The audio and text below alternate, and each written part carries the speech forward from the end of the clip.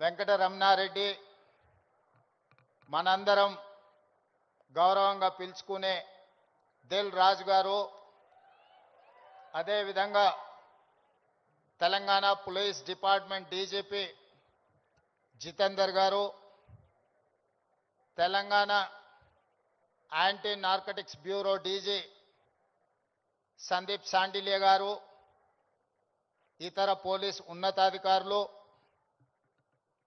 Drugs మహమ్మారిని నియంత్రించాలి అని, స్పోర్ట్స్ని ఆదర్శంగా తీసుకోవాలని మీ అందరినీ ప్రభావితం చేయాలని విచ్చేసిన పుల్లెల గోపీచంద్ గారు, అదేవిధంగా ఈ కార్యక్రమంలో పాల్గొన్న కవులు, కళాకారులు, వందలాది మా యువమిత్రులందరికీ కూడా మనస్ఫూర్తిగా తెలంగాణ రాష్ట్ర ముఖ్యమంత్రిగా స్వాగతం పలుకుతున్నా.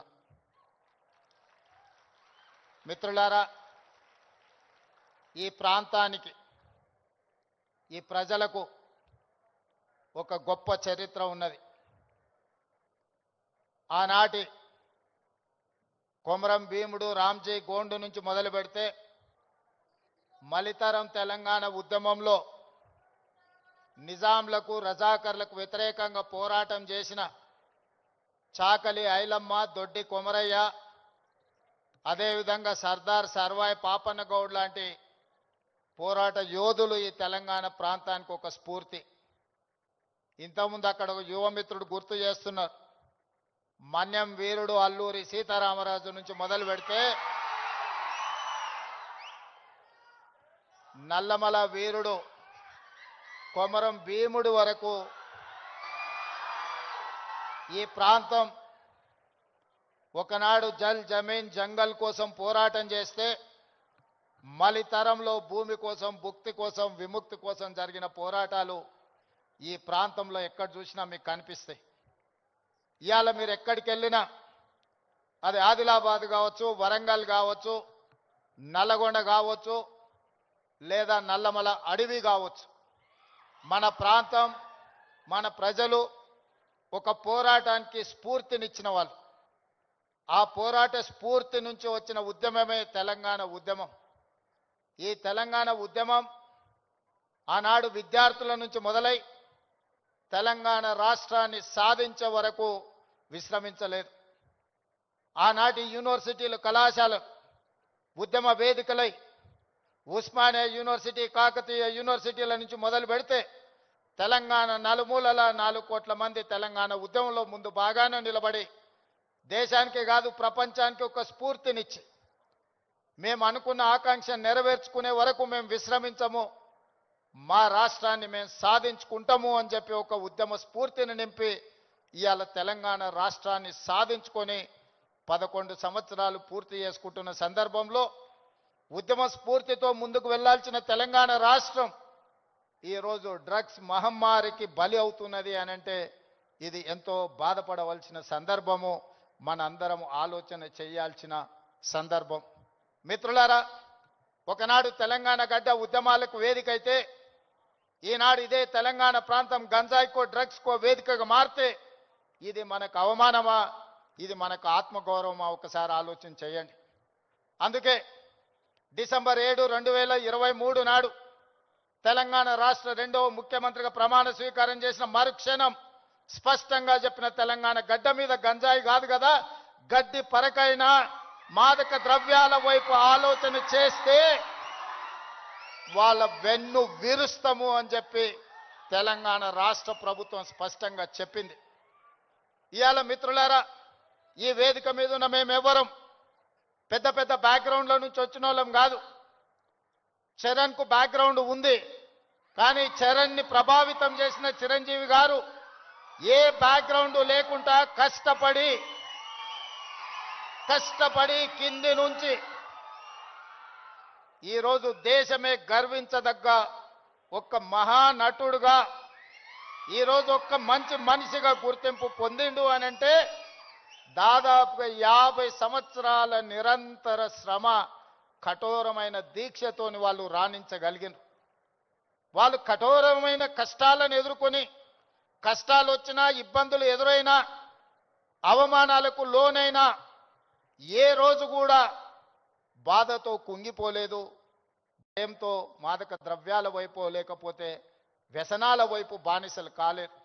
నిటారుగా నిలబడి వాటిని ఎదుర్కొని ఈరోజు ప్రపంచానికే ఆదర్శంగా నిలబడే విధంగా ఈరోజు వాళ్ళు రాణించింది. మరి ఈనాడు మనమందరం ఆలోచన చేయాలి. ఉద్యమ స్ఫూర్తి అయిన తెలంగాణ రాష్ట్రం, ఉద్యమాలతోనే సాధించుకున్న తెలంగాణ రాష్ట్రంలో ఈరోజు పాఠశాలల నుంచి కళాశాలల వరకు, కళాశాలల నుంచి యూనివర్సిటీల వరకు విద్యార్థులు గంజాయి ప్రభావితానికో లేకపోతే డ్రగ్స్ మహమ్మారికి బలైపోతున్నారు అని అంటే మనందరం చూసుకుంటూ కూర్చుందామా? ఒకసారి ఆలోచన చేయండి. అందుకే మిత్రులారా, ఈరోజు ప్రపంచ దేశాలలో అత్యధిక జనాభా ఉన్న దేశం భారతదేశం. కానీ ఈరోజు మీరు ఆలోచన చేయండి, మొన్న జరిగిన ఒలింపిక్స్ క్రీడల్లో పుల్లెల గోపీచంద్ గారు తయారు చేసిన వాళ్ళు కాస్తో కూస్తో మెడల్స్ సాధించి సానియా మిర్జా కావచ్చు, లేకపోతే పివి సింధు కావచ్చు, లేదా నిఖత్ జరీన్ కావచ్చు, లేకపోతే సిరాజుద్దీన్ కావచ్చు, వీళ్ళు క్రీడలలో రాణించి ఈ దేశ ప్రతిష్టను కాపాడింది.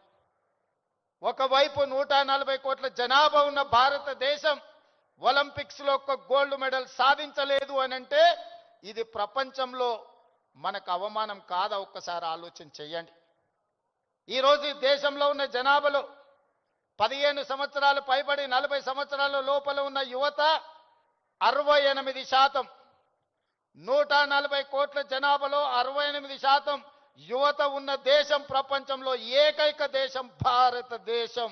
ఈ భారతదేశం ఒలింపిక్స్ లో ఒక గోల్డ్ మెడల్ సాధించలేదు అని అంటే మనందరం ఆలోచన చేసి ఈరోజు ఒక నిర్ణయం తీసుకోవాలి. అందుకే మిత్రులారా, ఈరోజు మీ అందరినీ వేదిక మీద నుంచి ఈడికొచ్చిన వాళ్ళు 100 మందే ఉండొచ్చు. కానీ తెలంగాణ రాష్ట్రంలో ఉన్న లక్షలాది మంది విద్యార్థులను ఈ వేదిక మీద నుంచి నేను అడుగుతున్న మీ రేవంత్ అన్నగా, ఇది మన దేశానికి మన రాష్ట్రానికి గౌరవాన్ని తెచ్చిపెట్టేదేనా? ఈ గంజాయికి బానిసలం అయితే ఈ రోజు ఈ దేశం మనుగడ సాధిస్తుందా? ఇంతకుముందు మిత్రులు చెప్పినట్టు మన దేశం యొక్క యువ సంపదను నిర్వీర్యం చేయాలి అంటే విజయ్ దేవరకొండ ఒక అంశాన్ని ప్రస్తావించండు. ప్రపంచ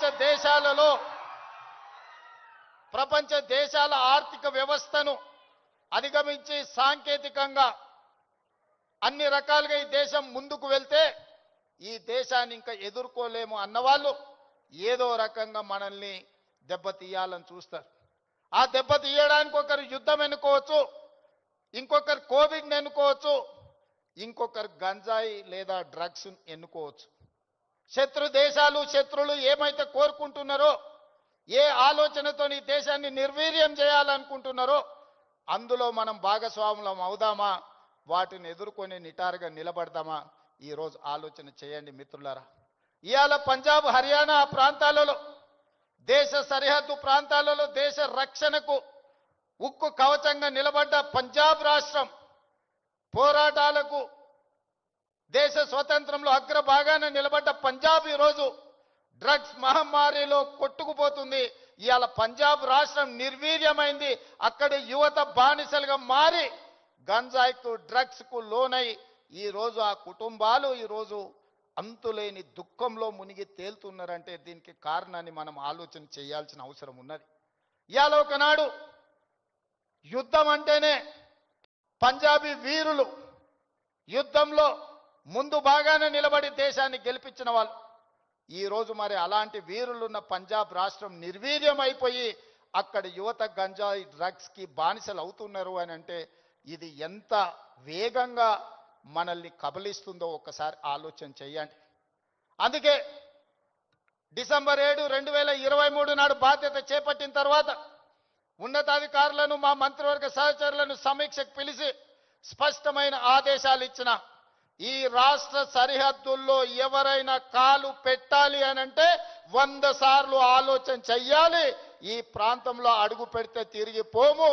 అది గంజాయి అయినా, అది డ్రగ్స్ అయినా, ఇంకే రకమైన మాదక ద్రవ్యాలు తెలంగాణ సరిహద్దులను దాటనివ్వద్దు.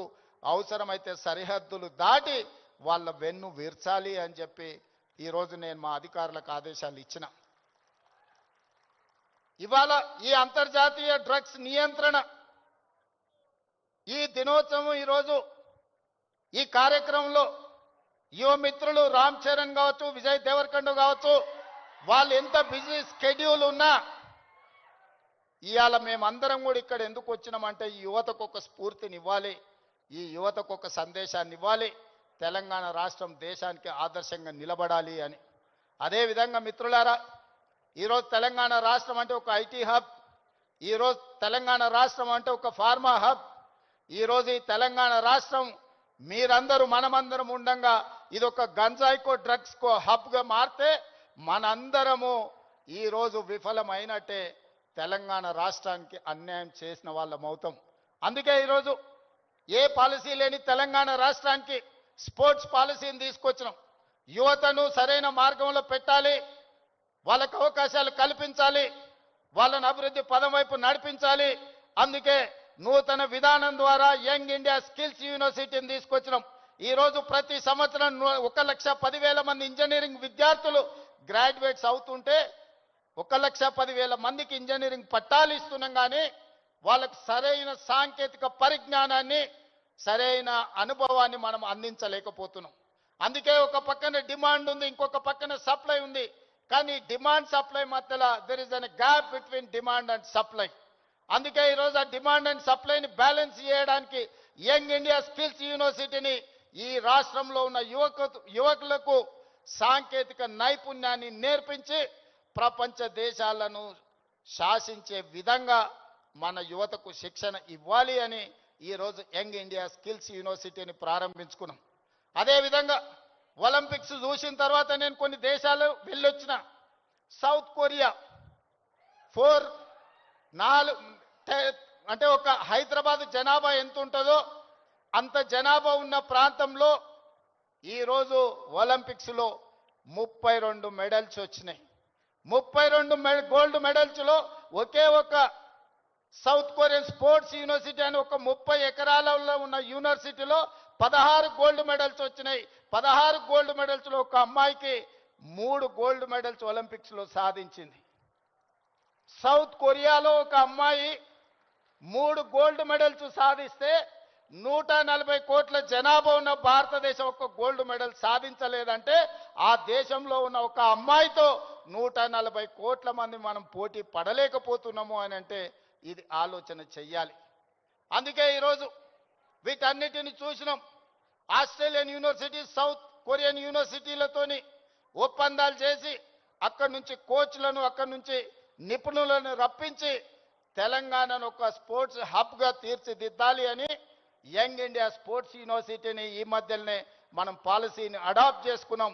రాబోయే రోజుల్లో తెలంగాణ రాష్ట్రం అంటే ప్రపంచ దేశాలు క్రీడల శిక్షణ ఇవ్వడానికి హైదరాబాదు నగరానికి వెళ్ళాలి అనే విధంగా దీని అభివృద్ధి పదం వైపు నడిపించాలని ఈరోజు స్పోర్ట్స్ పాలసీని తీసుకొచ్చినాం. అందుకే ఈరోజు మీరందరూ ఆలోచన చేయండి, మీరందరూ భాగస్వాములు కాండి. ఈ రాష్ట్రాన్ని బలంగా నిర్మించినప్పుడే ఈ దేశం బలపడుతుంది. ఈ దేశం బలపడ్డప్పుడే ప్రపంచ దేశాలతో పోటీ పడగలుగుతాం.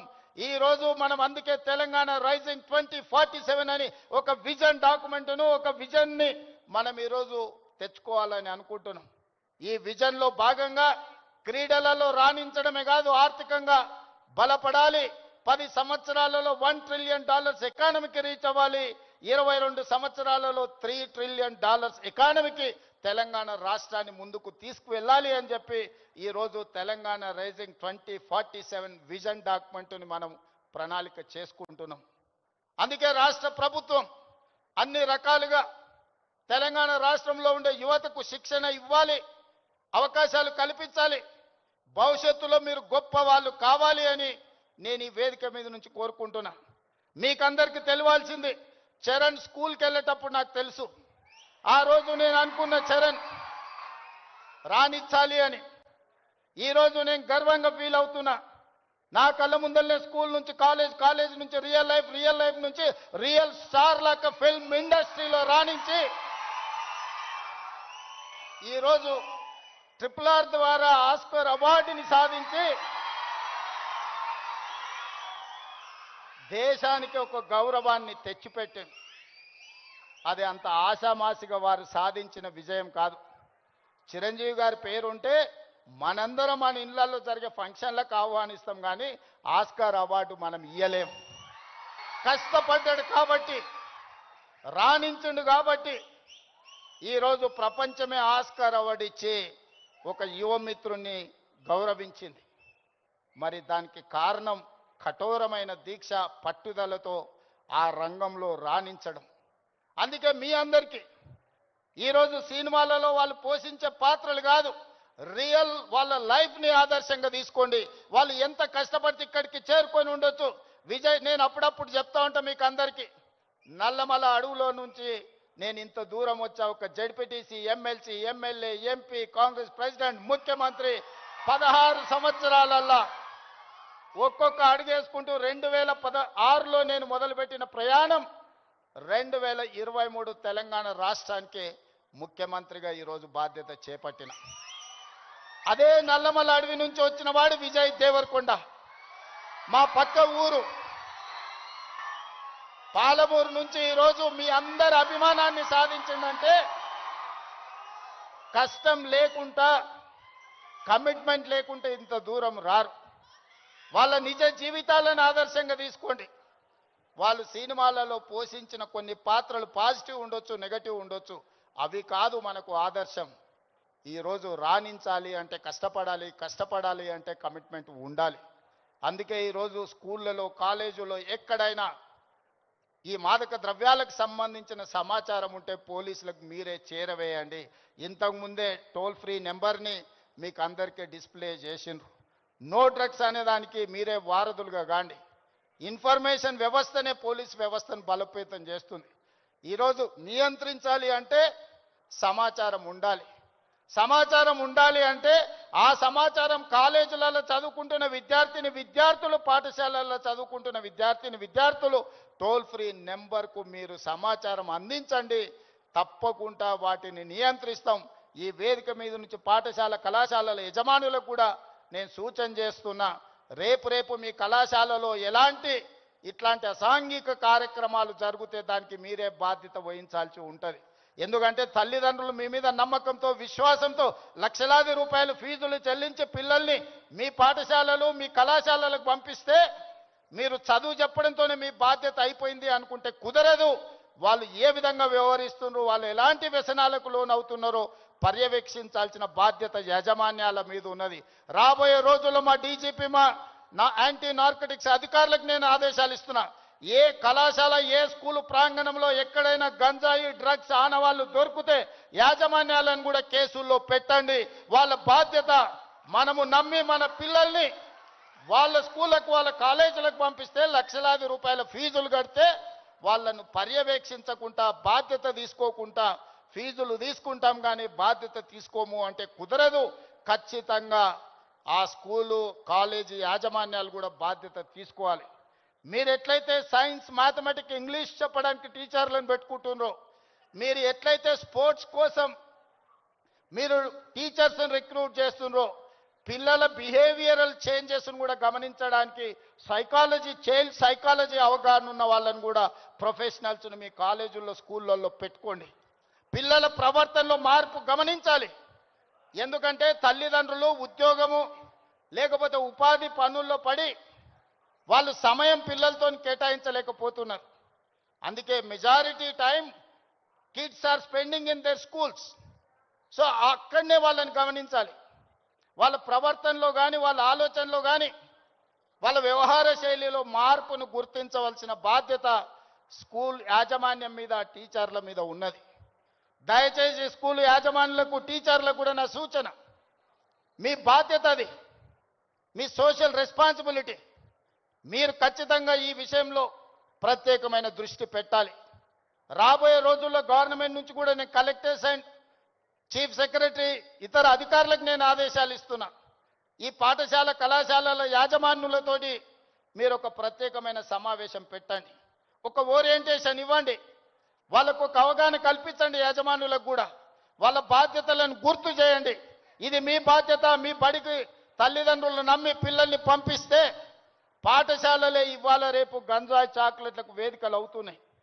విద్యార్థులకు నేను సూచన చేస్తున్నా, మీ స్కూల్, మీ కాలేజీల ముందర ఏవైతే కిరాణా కొట్లు ఉన్నాయో, కిరాణం కొట్టుల్లో చాక్లెట్లే కాదు గంజాయి చాక్లెట్లు అమ్మే సంస్కృతి స్లోగా తెలంగాణ రాష్ట్రంలో కనిపిస్తుంది.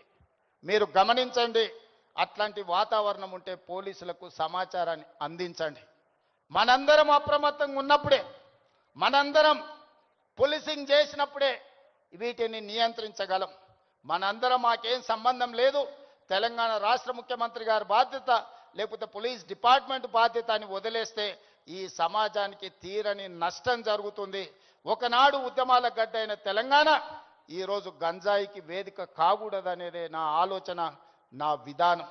అందుకే మిత్రులారా, ఈ తెలంగాణని బలోపేతం చేసి అభివృద్ధి పదం వైపు నడిపించాలి అంటే మీరందరూ సహకరించాలి. మీరు, మేము, మనం కలిస్తేనే ఒక ఆరోగ్యవంతమైన తెలంగాణ, ఒక అభివృద్ధి చెందిన తెలంగాణ, ఒక ప్రపంచానికి ఆదర్శంగా నిలబడే తెలంగాణను తీర్చిదిద్దుకుందాం. పదే పదే మిత్రులు అంటుంటారు మనం బెంగళూరుతో పోటీ పడుతున్నాం, ముంబై ఢిల్లీతో. బెంగళూరు, ముంబై, ఢిల్లీ, చెన్నై కాదు మన టార్గెట్ న్యూయార్క్, టోక్యో, సౌత్ కొరియాతో పోటీ పడాలి. ఇవాళ ప్రపంచంతో పోటీ పడే శక్తి, యుక్తి, యువత మన రాష్ట్రం, మన దేశంలో ఉన్నది. అందుకే మీరు, మేము, మన అందరం కలిసి ముందుకు వెళ్దాం. ఈ తెలంగాణ యాంటీ నార్కటిక్స్ బ్యూరోని ఇక ముందు ఈగల్ అని పిలువదలుచుకున్నాం. ఈగల్ గురించి మీకు తెలుసు కదా, 20-30 వేల అడుగుల పైన ఆకాశంలో ఉన్న, కింద నేల మీద ఉన్న తన టార్గెట్ను నిశితమైన దృష్టితోని చూస్తుంది.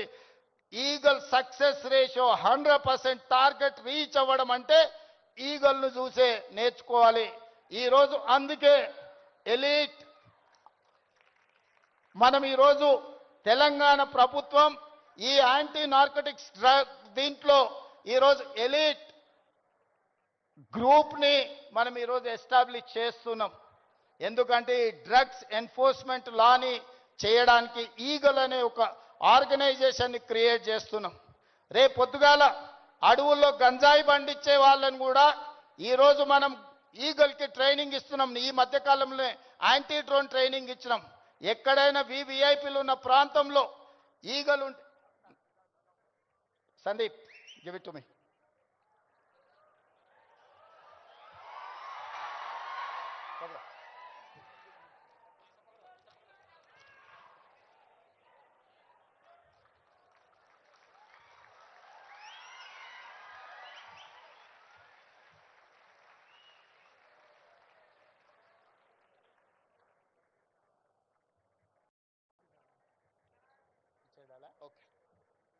ఈగల్ అంటే elite action group for drugs law enforcement. ఈ రోజు నుంచి ఈ ఆర్గనైజేషన్ పనిచేస్తుంది. ఈ గద్ద మీరు ఎక్కడ గంజాయి పండించినా కనిపెడుతుంది. ఇవాళ మీరు ఈ గద్ద అడవిలో దీనికి స్పెషల్ ట్రైనింగ్ ఇవ్వబోతున్నాం. ఎక్కడైనా ఏ పొలాలలో గంజాయి పండించినా ఖచ్చితంగా ఇవి చూస్తాయి. తెలంగాణలో ఉండే 1,50,00,000 ఎకరాల వ్యవసాయ భూముల్లో ఎక్కడైనా గంజాయి మొక్క మొలిస్తే కూడా ఈ డిపార్ట్మెంట్ గుర్తుపడుతుంది.